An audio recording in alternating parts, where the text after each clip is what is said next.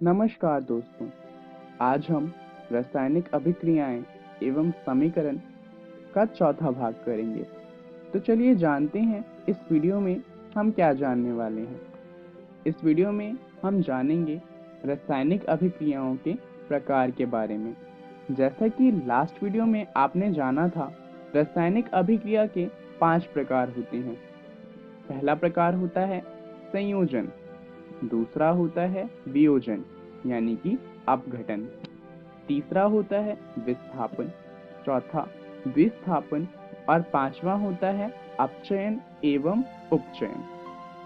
चलिए शुरुआत करते हैं संयोजन अभिक्रिया को जानते हुए। जब दो या दो से अधिक पदार्थ, तत्व या यौगिक संयोग करके एकल उत्पाद का निर्माण करते हैं, ऐसी अभिक्रियाओं को संयोजन अभिक्रिया कहते हैं। जैसे कि उदाहरण आप देख सकते हैं कि दो या दो से अधिक अभिकारक जब मिलते हैं और उससे सिर्फ एक उत्पाद बनता है, तो ऐसी अभिक्रियाओं को कहा जाता है संयोजन अभिक्रिया। चलिए कुछ उदाहरण देख लेते हैं संयोजन अभिक्रिया के। सबसे पहला उदाहरण है कैल्शियम ऑक्साइड जब जल के साथ तीव्रता से अभिक्रिया करता है और बुझे हुए चूने में परिवर्तित हो जाता है, जिसे कैल्शियम हाइड्रोक्साइड भी कहते हैं। यहाँ आप देख सकते हैं कि यहाँ पे अभिकारक दो हैं, पहला है कैल्शियम ऑक्साइड और दूसरा है जल। दोनों से मिलके सिर्फ एक उत्पाद बना है जो है कैल्शियम हाइड्रोक्साइड। चलिए कुछ और उदाहरण देख लेते हैं। पहला है जब कार्बन ऑक्सीजन के साथ अभिक्रिया करता है तो उससे हमें कार्बन डाइऑक्साइड गैस मिलती है। एक और उदाहरण देख लेते हैं, जब हाइड्रोजन और ऑक्सीजन आपस में अभिक्रिया करते हैं तो इनसे हमें जल मिलता है।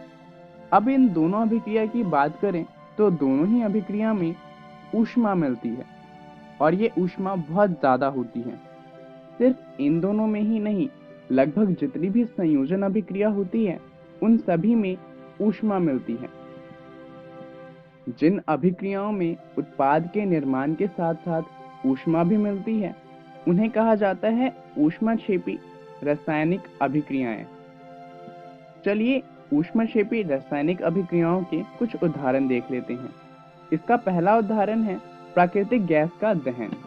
जैसा कि आप देख सकते हैं ये एक दहन का उदाहरण है, तो जाहिर सी बात है कि ऊष्मा तो इसमें मिलेगी ही।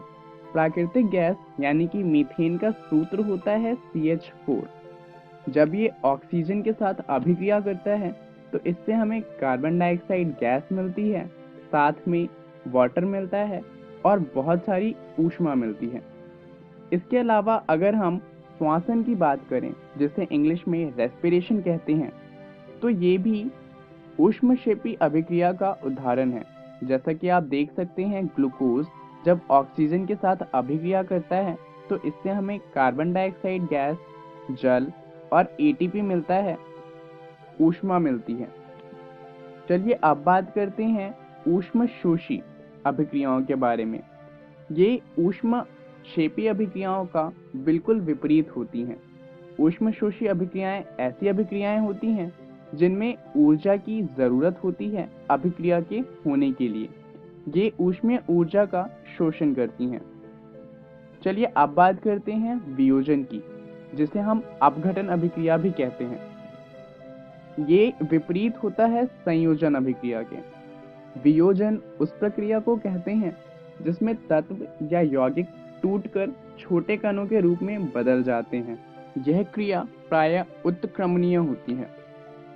जैसा कि हमने जाना कि इसमें एक ही अभिकारक होता है जो टूटकर एक से अधिक उत्पाद में बदल जाता है। चलिए इसके कुछ उदाहरण देख लेते हैं। ऊष्मा देने पर कैल्शियम कार्बोनेट का कैल्शियम ऑक्साइड तथा कार्बन डाइऑक्साइड में वियोजित होना वियोजन अभिक्रिया का उदाहरण है। जैसा कि आप देख सकते हैं, यहाँ पर एक ही अभिकारक है कैल्शियम कार्बोनेट, जिसे जब हमने ऊष्मा प्रदान की तो वो टूट गया कैल्शियम ऑक्साइड और कार्बन डाइऑक्साइड में। ऊष्मा के द्वारा की गई वियोजन अभिक्रियाओं को ऊष्मीय वियोजन कहते हैं। इसके उदाहरण देख लेते हैं। लेड नाइट्रेट को जब ऊष्मा प्रदान की तो वो लेड ऑक्साइड, नाइट्रोजन ऑक्साइड और ऑक्सीजन गैस में टूट जाता है। ये एक ऊष्मीय वियोजन का उदाहरण है। चलिए अब बात करते हैं विस्थापन अभिक्रिया की। अभिक्रिया जिसमें एक तत्व दूसरे तत्व को उसके यौगिक से विस्थापित कर देता है, विस्थापन अभिक्रिया कहलाता है। इसका मतलब क्या हुआ? मान लीजिए कि एक तत्व था A और एक यौगिक था B, C। अब अभिक्रिया के बाद क्या होगा कि जो तत्व A है वो BC में से B को उसके यौगिक से अलग कर देगा और खुद C के साथ अपना यौगिक बना लेगा। अब यहाँ पर A B को उसके यौगिक से अलग कर सकता है या नहीं कर सकता, ये इस बात पे निर्भर करता है कि A की अभिक्रियाशीलता कितनी है। एक विस्थापन अभिक्रिया में केवल अधिक अभिक्रियाशीलता वाले तत्व ही कम अभिक्रियाशीलता वाले तत्वों को प्रतिस्थापित कर सकते हैं। आपको 9वीं कक्षा का रिएक्टिविटी सीरीज तो याद ही होगा। यहाँ पर इसी रिएक्टिविटी सीरीज का इस्तेमाल किया जाता है पता लगाने के लिए कि विस्थापन अभिक्रिया होगी या नहीं होगी। चलिए विस्थापन का एक उदाहरण देख लेते हैं। जिंक कॉपर की अपेक्षा अधिक अभिक्रियाशील है, ये तो आप जानते ही हैं। तो जब जिंक कॉपर सल्फेट के साथ अभिक्रिया करता है तो कॉपर को सल्फेट से अलग कर देता है और खुद जिंक सल्फेट बनाता है। यहाँ पर आप देख सकते हैं कि जिंक ने कॉपर को सल्फेट से अलग कर दिया है। चलिए अब बात करते हैं द्विस्थापन अभिक्रिया की। वे अभिक्रियाएं जिनमें अभिकारकों के बीच आयनों का आदान प्रदान होता है उन्हें द्विस्थापन अभिक्रिया कहते हैं। जैसा कि आप देख सकते हैं यहाँ पे पहला यौगिक है AB और दूसरा यौगिक है CD। अभिक्रिया के बाद जो दो नए यौगिक बने वो हैं CB और AD। ये द्विस्थापन अभिक्रिया का उदाहरण है।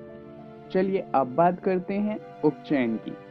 अभिक्रिया के समय जब पदार्थ में ऑक्सीजन की वृद्धि होती है तो कहा जाता है कि उसका उपचयन हुआ है।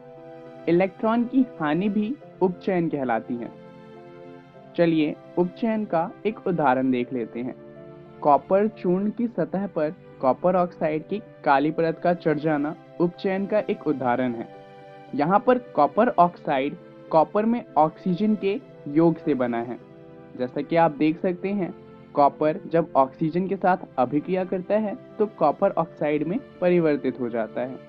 चलिए अब अपचयन की बात करते हैं। ये उपचयन का उल्टा होता है। जब अभिक्रिया में किसी पदार्थ में ऑक्सीजन का ह्रास होता है तो कहा जाता है कि उसका अपचयन हुआ है और इलेक्ट्रॉन की वृद्धि भी कहलाती है कि अपचयन हुआ है। चलिए अपचयन का एक उदाहरण देख लेते हैं। जब गर्म कॉपर ऑक्साइड के ऊपर हाइड्रोजन गैस प्रवाहित की जाती है तो वो काले रंग के कॉपर से भूरे रंग के कॉपर में परिवर्तित हो जाता है। ये अपचयन का एक उदाहरण है। तो चलिए जानते हैं कि इस वीडियो में हमने क्या क्या सीखा। हमने रासायनिक अभिक्रियाओं के प्रकार के बारे में जाना। चलिए देखते हैं कि अगली वीडियो में हम क्या जानने वाले हैं। इसके बाद जो वीडियो आएगी उसमें हम रेडॉक्स अभिक्रिया के बारे में जानेंगे। धन्यवाद।